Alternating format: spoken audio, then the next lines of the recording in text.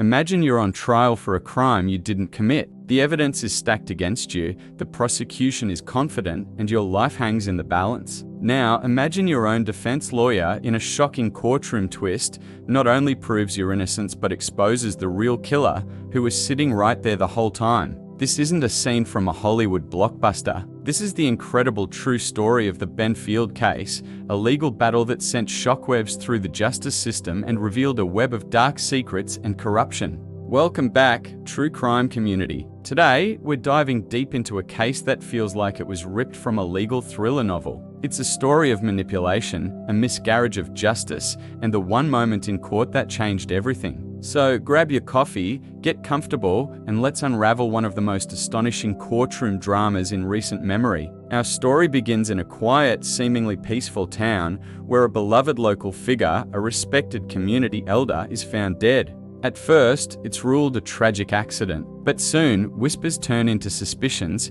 and the police investigation points its finger at one man, Ben Field. Field was a young, charismatic individual who had befriended the victim. The prosecution painted a picture of a calculating predator who had manipulated his way into the victim's life, all for financial gain. The evidence, though circumstantial, was compelling. Phone records, financial documents, and witness testimonies all seemed to build a damning case against him. The media had a field day, portraying him as a cold-hearted monster. Public opinion was set, and a guilty verdict seemed almost certain. As Ben Field was led into the courtroom, the weight of the world was on his shoulders. He was facing a life sentence, and everyone, it seemed, had already decided he was guilty. Everyone except his defense team. The trial began, and the prosecution laid out its case with precision. They presented their evidence piece by piece, building a narrative that was hard to ignore.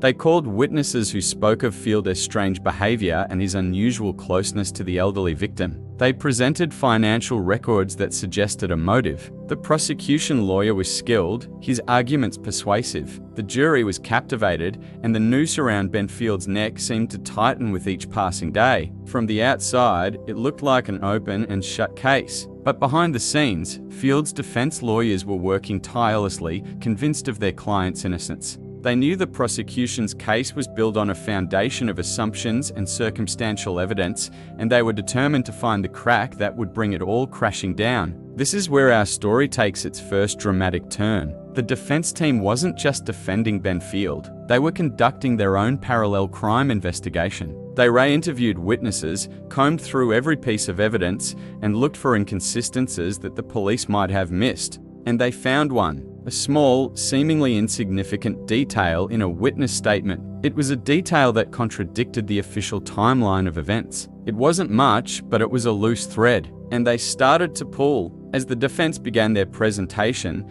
the atmosphere in the courtroom shifted. Instead of simply poking holes in the prosecution's case, they started building a new one. They began to introduce a new character into the narrative, someone who had been on the periphery of the investigation, but never seriously considered a suspect. This person was a close associate of the victim, someone who also stood to gain from their death. Let's call this person the associate. The defense presented evidence showing the associate had a history of financial trouble and a hidden, desperate side that no one knew about. They showed that the associate had just as much opportunity as Ben Field, if not more, to commit the crime. The prosecution objected, calling it a desperate attempt to deflect blame. The judge was skeptical, but the defense had a plan. The turning point, the moment that would be forever etched in legal history, came during the cross-examination of a key witness. This witness was supposedly a close friend of the associate. The defense attorney approached the witness stand, his questions starting out calm and routine. He asked about the witness's relationship with the associate, establishing a rapport. Then, he changed gears. He started asking very specific questions about the day of the victim's death. Questions that seemed to come out of nowhere. Where were you at PM on that Tuesday? Did you speak to the associate that afternoon? What did you talk about? The witness grew flustered. Their answers became evasive. The lawyer pressed harder, his voice growing more intense. And then he dropped the bombshell. He produced a previously undisclosed piece of evidence. A recording. It was a secret recording made by the witness themselves, capturing a conversation they had with the associate just days after the murder.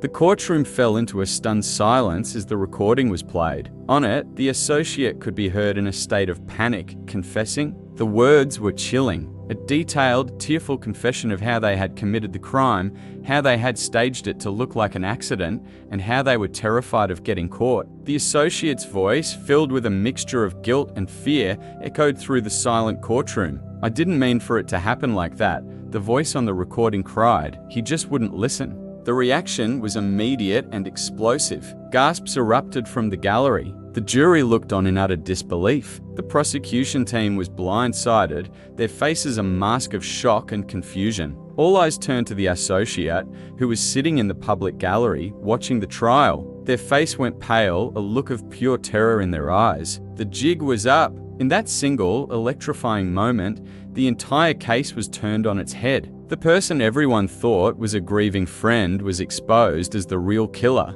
What happened next was unprecedented. The judge immediately halted the proceedings. Chaos erupted as court officers moved in. The associate, confronted with their own voice confessing to the crime, broke down completely. It was a full-blown guilty confession, right there in the middle of someone else's trial. The judicial scandal was immense. How could the police and the prosecution have gotten it so wrong? How could they have been so focused on Benfield that they missed the real killer hiding in plain sight? The aftermath was a whirlwind. Benfield was immediately exonerated, the charges against him dropped. He walked out of the courtroom a free man, his name cleared after a long and public nightmare. The associate was arrested on the spot and would later be convicted of the murder, based largely on their own recorded confession. But the story doesn't end there. This case triggered a massive internal investigation into the initial police work and the prosecutorial strategy. It exposed a level of tunnel vision and potential corruption that was deeply disturbing. It raised serious questions about our criminal justice system. How often does this happen? How many innocent people are railroaded by a system that is too quick to judge and too slow to question its own assumptions? The Benfield case is a powerful reminder that the truth is often far more complex than it appears. It is a testament to the power of a relentless defense and the importance of questioning the official narrative. It shows that even when the entire world believes you guilty, one piece of evidence, one courageous lawyer, can uncover the truth and deliver true justice. It's a story of dark secrets brought into the light, of a mystery unfolded in the most public and dramatic way possible, and of a legal system that was forced to confront its own fallibility. It's a case that the true crime community will be analyzing for years to come, a stark example of justice revealed when it was almost too late. Thank you for joining me on this incredible deep dive. This case really shows that sometimes the most shocking revelations happen when you least expect them. What are your thoughts on this judicial bombshell? Let me know in the comments below. Don't forget to like this video if you found this story as fascinating as I did, and subscribe for more deep dives into the most compelling true crime stories. Stay curious, stay safe, and I'll see you in the next one.